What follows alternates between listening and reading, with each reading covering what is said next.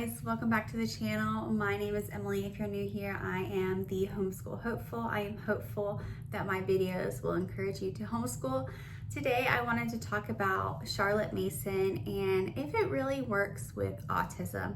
My younger son, 6-year-old, he is on the spectrum. He was diagnosed as a level 2, but he has surpassed. I am just blown away by his progress. He is very high functioning.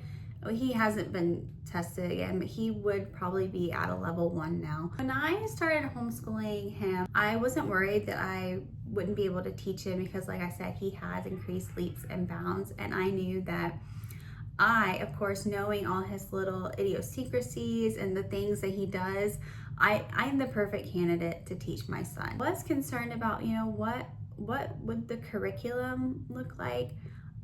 I don't want something that is too challenging for him or he will be turned off school, because I have expectations. I wanted to put those aside. So in studying Charlotte Mason, I came across 5 principles that I found really work well for kids with autism, and I wanted to share that with you today. The first, of course, she considers each child a person. And that is so important when you're dealing with autistic children because you can't just generalize them. Every autistic child is different. That's why they call it a spectrum. There are so many different things. So having that principle in my head of I need to concentrate on what he needs specifically.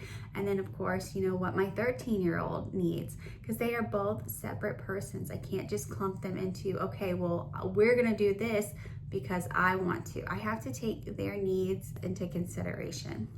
The second was short lessons. Lessons need to be about 20 minutes or less, and that has been a really good sweet spot.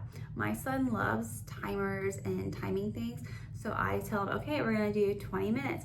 And it makes the tasks that even he doesn't like to do, like reading and phonics, it just makes them more finite, and he realizes that, okay, this isn't gonna last forever. The short lessons, they've really improved our homeschool, improved his attention span, and that's something that I'm going to be carrying throughout this next year and probably the years to come as well. So next up would be a nature study. My 6-year-old loves nature study. He does nature study when we're not even doing school. We'll just be going for a walk and he'll be like, oh, Mom, look, that's we have a lot of foxtail agave. So he's like, oh, that's a foxtail agave. And then he goes and he touches it because they have a little pointy tip. He loves doing that, and he's always asking me, Mom, what's that tree? What's that tree? Or I'll ask him, oh, what's that tree? Or what's that one? The ones that he knows. And so he loves doing nature study. Of course, he loves being outside, and he is just really thriving in this. And I never really even thought to do that until I looked into Charlotte Mason. So I have her to thank for that. The fourth principle that Charlotte Mason really is known for is narration. And this works really well with my son because he is not a strong writer, fine motor skill issues, things of that. He's definitely, like I said, he's come a long way, but he can't write for very long. So he loves the idea of just telling back to me what he heard, what he understood.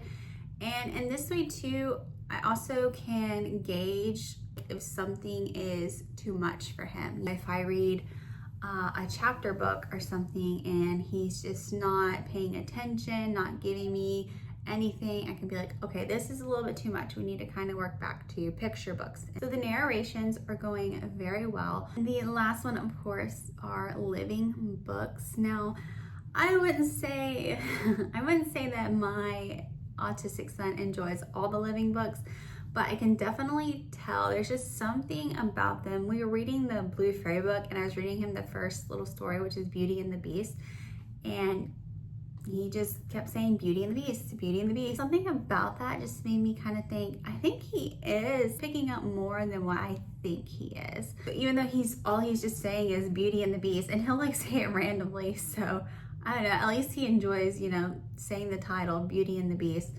But I do think there is something there where he is learning and processing this language and this writing and this story a lot more than he would a picture book.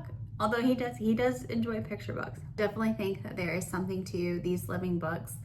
And once again, I never would have thought of that if it hadn't been for Charlotte Mason. Those are the 5 things that have helped me and my neurodivergent son. I may not do Charlotte Mason fully or understand her fully, but from what I have learned and understand, it has greatly improved my children's education, my understanding of education, and my ability to teach them. Thank you guys so much for watching this video. Please like, comment, and subscribe, and I will see you tomorrow.